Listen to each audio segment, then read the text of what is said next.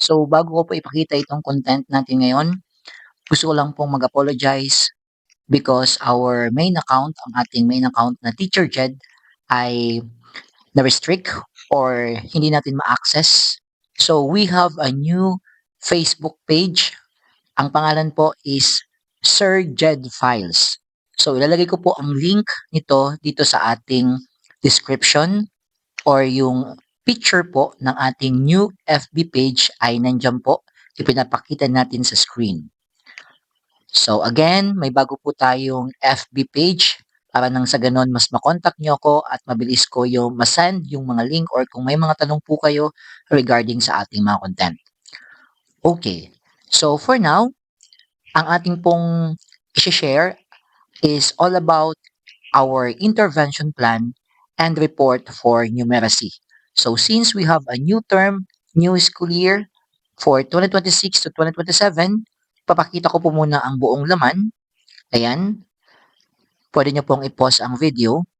So this intervention plan covers the whole school year from term 1 to term 3.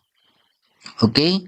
So, para sa mga bago or especially meron tayong massive hiring ng ating mga teachers for Teacher 1, if ever hindi pa familiar, so as teachers, isa sa mga pinaka-basic na ginagawa natin ay ang i-assess ang ating mga learners. Usually, kinakandak lang natin to without having the correct plan or without providing MOV or means of verification. Somehow sa panahon ngayon, napakalaki ng purpose ng gamit ng mga MOVs sa ating PMS or if you are going to be sending any MOV as proof of your intervention sa iyong school head or principal. So ito po, nakatutok tayo sa numeracy. So here we have the objectives, situation or challenges, strategies, activities, time frame, persons involved, resources needed, and the expected output or success indicators. So, my dear teachers, if you will be asking, Sir, is this free? Yes. Ito po ay libre lamang. Nasa description po nitong video ang link. Kaso lang po, i-watch nyo po muna para po yung password ay makuha ninyo. Okay, so let us continue. So sa una, of course, establish yung ating baseline for numeracy level, identification.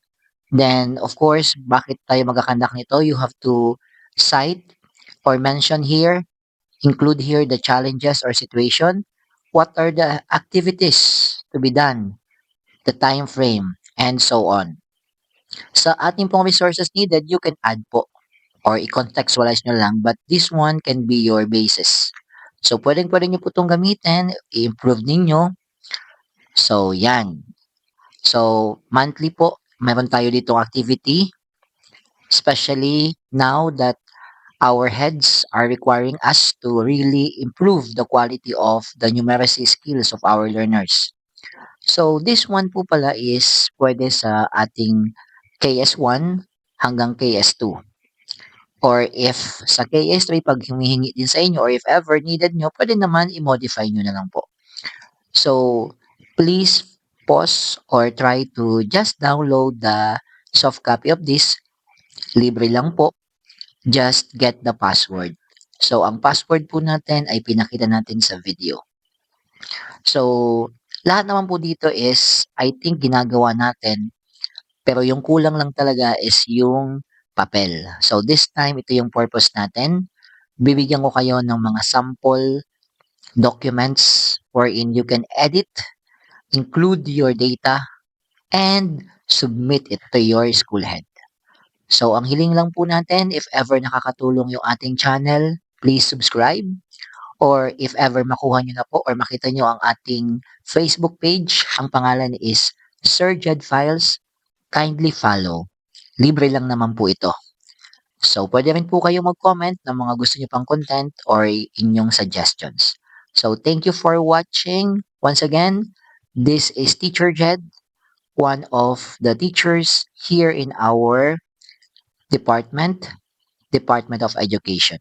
So, God bless and let us keep Doing our part, let's work together, share tayo ng mga files to improve the quality of education. God bless everyone.